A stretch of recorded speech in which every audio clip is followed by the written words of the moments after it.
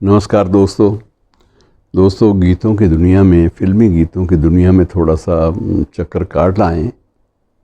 काफ़ी दिन हो गए हमें जिक्र किए हुए। उसमें ये एक खूबसूरत बात यह है कि कुछ एक गीत जो है वो किसी संदर्भ में लिखे जाते हैं, लेकिन उनका जो प्रयोग है वो सामान्य संदर्भों में होता है।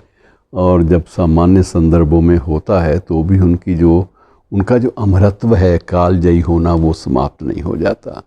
मैं आपको कुछ एक उदाहरण देता हूँ। एक उदाहरण है भरत व्यास का लिखा हुआ एक गीत था, आ लौट के आजा मेरे मीत, तुझे मेरे गीत बुलाते हैं, अगर आपको याद है।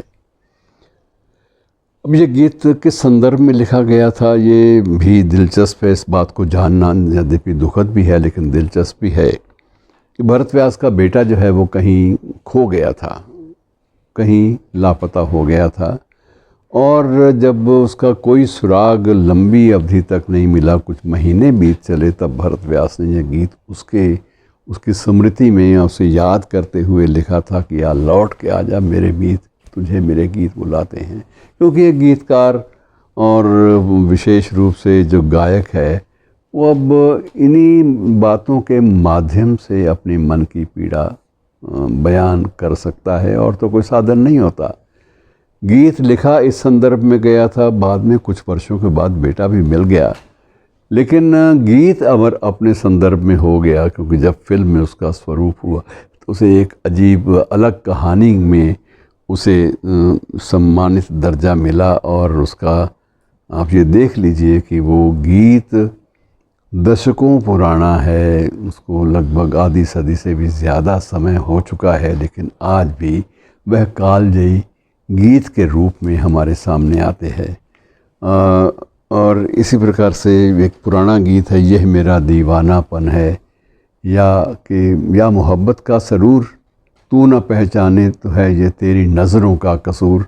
अब वो गीत जो है गाया किसी ने, और उसके बाद मुद्रा जो है उसके साथ बंध गई एक दूसरे अभिनेता की, गुरुदत्त की, और वो सारी की सारी चीज़ें अलग स्वरूप में हमारे सामने आती हैं।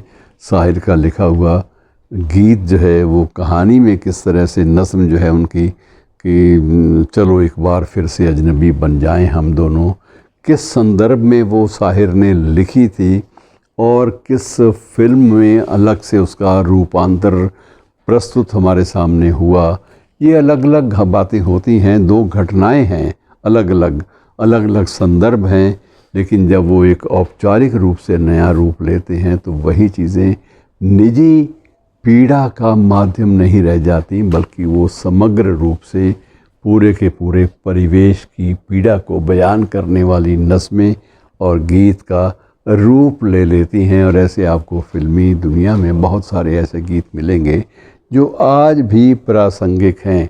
आज भी प्रासंगिक है। हम दोनों का वो गीत जो है वो भी आज प्रासंगिक है। मैं हर फिक्र को धुएं में उड़ाता चला गया। और अब अगर उसकी ज़िक्र होता तो अब धूम्रपान पर सार्वजनिक रूप से पाबंदी है, तो शायद ये गीत भी अगर उस संदर्भ में कोई घसीट था तो हो सकता है, हमें घसीटने की आदत भी तो है ना, किसी भी विषय को मुद्दा बना लेना, तो हो सकता है कि इस पर बंदिश भी लग जाती। लेकिन शुक्र है कि वो गीत बचा रहा और इस प्रकार से वो भी चल गया। वो भी अपने समय, पुराने समय से शुरू हुआ था और अब तक चला आ रहा है कि आदमी को चाहिए वक्त से डर कर रहे, कौन जाने किस घड़ी वक्त का बदले मिजाज। किस संदर्भ में ये लिखा गया था अमर गीत, और किस संदर्भ में जाकर इसका प्रयोग हुआ, और प्रयोग के बाद आज भी जन जन की ज़ुबान पर ये गीत बाकायदा कायम है। लोग किसी भी संदर्भ में, जब कोई किसी का वक्त बदलता है, किसी का भाग्य बदलता है, तो लोग वहाँ इसी गीत को उद्धृत कर देते हैं, कोट कर देते हैं, और इसके माध्यम से अपने मन की बात जो है वो पूरी कर लेते हैं। तो मित्रों, एक अमरत्व की भावना कुछ एक गीतों में ऐसी होती है, कालजयी हो जाते हैं। उस समय और संदर्भ की जो दीवारें हैं उनसे परे जाकर वो सदा के लिए, बिल्कुल सदाबहार जिसे आप कह सकते हैं, सदा के लिए वो गीत हमारे समग्र समाज की या हमारे समग्र परिवेश की पीड़ा का परिचायक बन जाते हैं। शुक्रिया।